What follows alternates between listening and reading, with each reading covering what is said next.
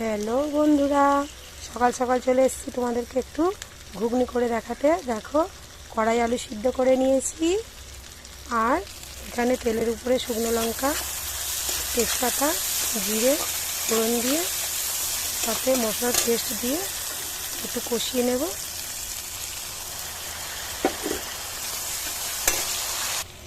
দিয়ে দেবো স্বাদ মতো নুন আর স্বাদ মতো একটু চিনি দিয়ে মশলাটা তেল ছেড়ে এসছে।